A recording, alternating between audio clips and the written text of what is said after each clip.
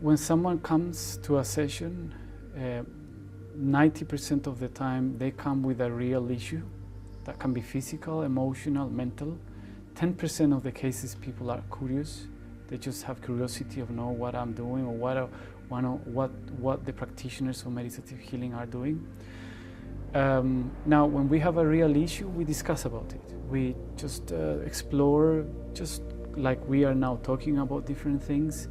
And I might have certain intuitions that might guide the conversation and the person to open into certain areas, or I might not.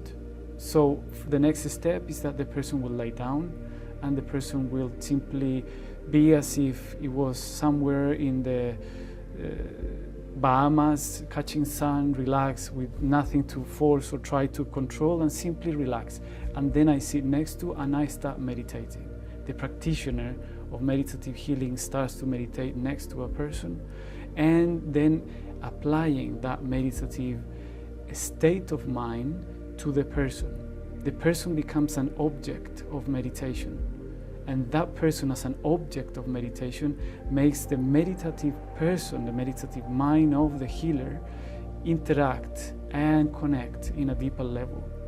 Then after that, many things can happen, from healing to absolutely nothing.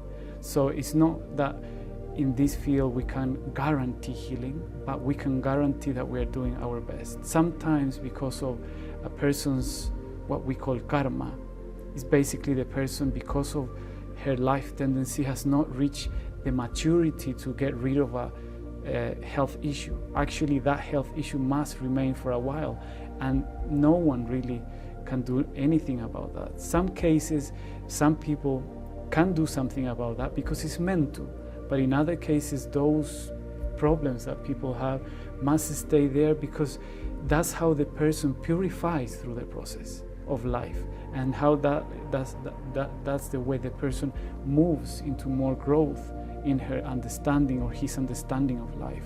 So actually it's required that illness stays there. But even in that case, a meditative healing product provides a service by making the person understand, because it gives you intuitions, making the person understand how to deal with the issue, how to make the mind and consciousness and the heart relate to this particular health issue. And then after the healing session is done, there is a space for sharing insights, sharing experiences.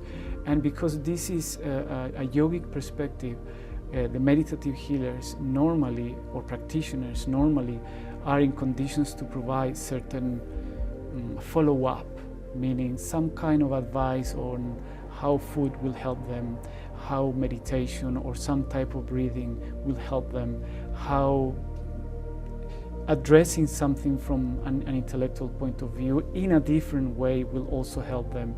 And that can be actually the initiation, perhaps not the ending of a health issue, but the initiation of a healing process. Yeah, sometimes a person might need one session for getting rid of something. Sometimes he needs 6 months. It's the same as in the medical or conventional medicine. We sometimes have to go to treatments for half a year, or we have to go through therapies through a period of time. In meditative healing, it's exactly the same.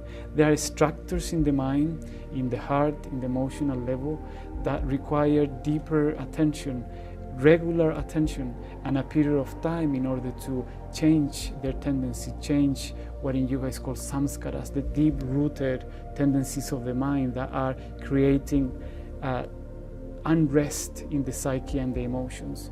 So when we are able to connect to that level of the person, we can provide advice and a perspective on how would that complete, how long it will take, and what the person can do for helping the process.